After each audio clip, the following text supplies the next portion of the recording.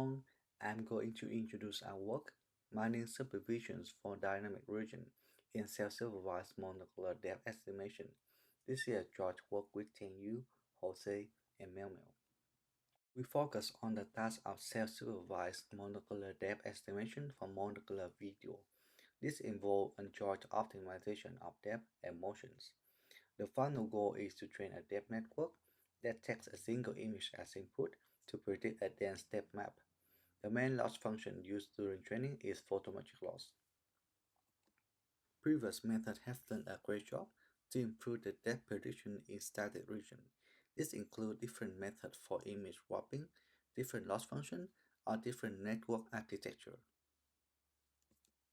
To deal with dynamic region, previous method introduced a joint learning of depth, camera motion, and object motion. However, this framework encountered the scale ambiguity issues in dynamic region.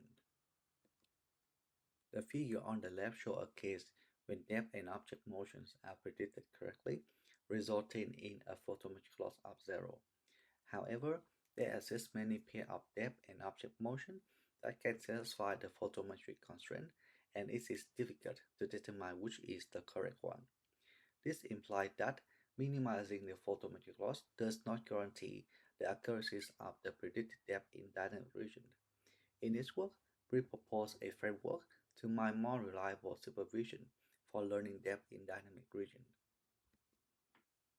Here is the overall pipeline of our method. We start with a joint learning of depth and motion to train a scene depth network to predict depth for the whole image. Then, an object depth network is employed to predict depth for each individual moving object. Next, we introduce a novel depth scale alignment model that takes the scene depth and the object depth to generate a pseudo depth label. Finally, the pseudo depth label is used to train the final depth network. The depth scale alignment model is a key component of our method, and here I talk about the motivation behind our design choice for this module. The figure on the right shows two different ways to obtain the depth predictions of the same static object. Because this is a static object, the predicted depths do not encounter the depth scale ambiguity issue. However, since the two depth predictions are produced by two different depth networks which are optimized independently, they are up to two different scales. Or another way to put it is that the difference between the two predictions can be described using a single scalar. Therefore, the DSA model is trained to predict a scalar to eliminate the scale difference between them. Regarding the input of this module, our key insight is that depth of an object can be inferred from its surrounding static region. Therefore, the DSA model takes two items as input. The first one is the predicted depth of an object, and the second one is the predicted depth of the static region. Here, we use the graph to represent the static region to avoid wrong depth prediction near the object boundary. After finished training, we use the DSA module to predict a scalar for each moving object to fix the scale ambiguity issue. Then, the pseudo depth label is generated by placing the scale object depth at its corresponding location in the depth map of the whole scene. In the pseudo depth label, there are no scale ambiguity issues anymore. Therefore, we use it as a supervision target to train a final depth network.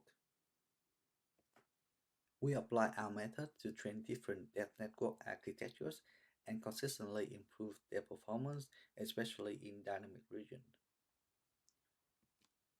Our method outperformed all the previous work on dynamic region by a large margin and achieved the state-of-the-art performance on the cityscape dataset. This slide shows the qualitative result, with the red region in the arrow map indicate higher error. In conclusion, we propose a method to address the scale ambiguity issues between the predicted depth in dynamic region and static region. Our method achieves the state-of-the-art performance, and in dynamic region, we outperform previous work by a significant margins. Our method may not generate wells for indoor scenes in which the most common moving objects are human, and the motion of a person cannot be described using a single rigid motion.